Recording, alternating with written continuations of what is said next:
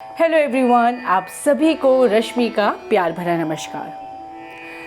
आज की वीडियो में हम बात करेंगे स्केल के बारे में।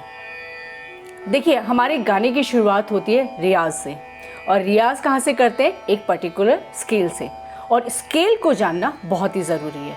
तो मुझे लगा कि आज मैं स्केल के बारे में आपसे बात करती हूँ। जब भी हम हिंदुस्तानी क्लासिकल म्यूज़िक की ट्रेनिंग लेते हैं तो 4 स्केल को हमें इंट्रोड्यूस कराया जाता है। चौथा काला, 4.5, पांचवा काला या 5.5। और इन चारों स्केल को आप हारमोनियम पे बहुत अच्छे तरीके से देख सकते हैं। आप देखेंगे लेफ्ट से अगर आप कीज़ को काउंट करना शुरू करेंगे तो आप देखेंगे 4th black keys, 4.5 which is a white keys, then 5th black keys, and then 5th के बाद जो वाइट कीज़ है that's a 5.5 scale.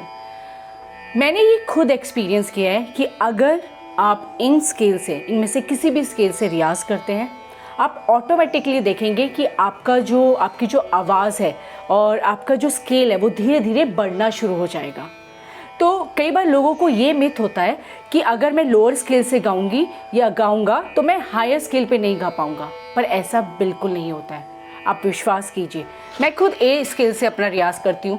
Sometime I use A sharp also, but मैं उतने ही कॉन्फिडेंस के साथ सी या सी शार्प से भी गा पाती हूँ। ये सब होता है अगर आप प्रॉपर सही तरीके से रियाज करें।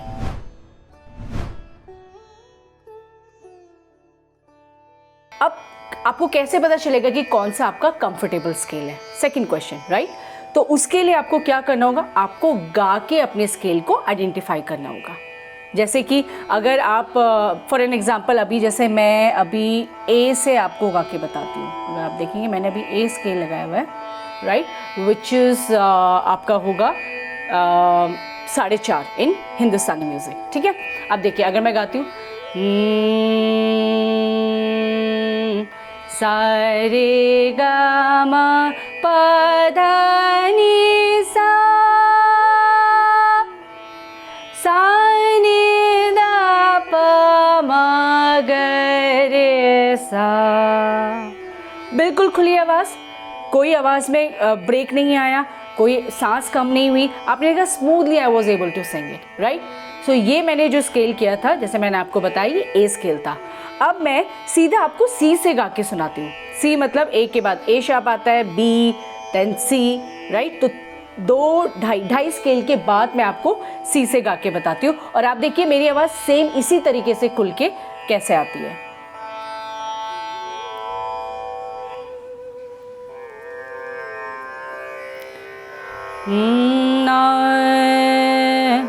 सा रे गा मा पा धा नी सा,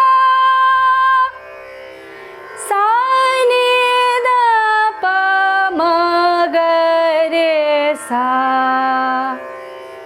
जबकि जैसे मैंने आपको पहले बताया कि मैं ए से रियाज करती हूँ, बट फिर भी मैं ऊपर के स्केल से कंफर्टेबली गा पा रही हूँ।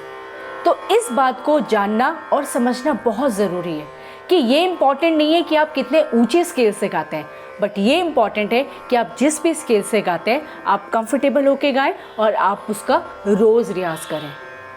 ये संगीत जो है, जिसको मतलब it's very close to me, because इसने मुझे बहुत कुछ सिखाया है।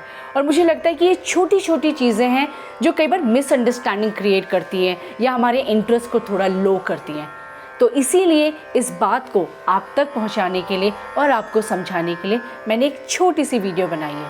तो आई एम श्योर कि आपको ये ज़रूर समझ में आएगा कि स्केल को सही तरीके से आइडेंटिफाई करना, स्केल को सही तरीके से पहचानना बहुत ज़रूरी है।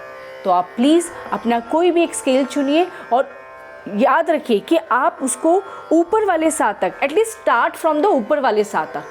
कई बार लोग ये भी बोलते हैं कि नहीं, आप ऊपर के 3 स्वर तक अगर हिट कर पा रहे हैं तो वही आपका कंफर्टेबल स्केल है, बट ये करते करते होता है। पहली बारी में अगर आप तीनों ऑक्टेव में गाने की कोशिश करेंगे तो शायद आपको बहुत मुश्किल होगी। तो आप ये कोशिश करिए कि आप एक स्केल लीजिए, एक नोट को चूज़ करिए, राइट? अगर आप फीमेल हैं तो आई विल रिक्वेस्ट यू कि आप चौथे काले से या 4.5 स्केल से शुरू करिए और देखिए कि आपकी आवाज़ ऊपर तक कितनी खुल के जा रही है, और उसी पे अपने रियाज को कंटिन्यू करिए। धीरे धीरे आप देखेंगे कि आपकी आवाज़ खुल रही है और आप बाकी के स्केल्स को भी अच्छे तरीके से हिट कर पा रहे हैं। तो आई एम श्योर कि आपको थोड़ी सी अंडरस्टैंडिंग स्केल्स के बारे में तो ज़रूर हुई होगी। आई एम श्योर आपको मेरी वीडियो पसंद आएगी। प्लीज़ लाइक माई वीडियो और पूरी वीडियो देखकर अपने नॉलेज को बढ़ाने में बिल्कुल भी मत घबराइएगा। So thank you for watching my video. मिलते हैं नई वीडियो में एक नए कंटेंट के साथ। नमस्कार।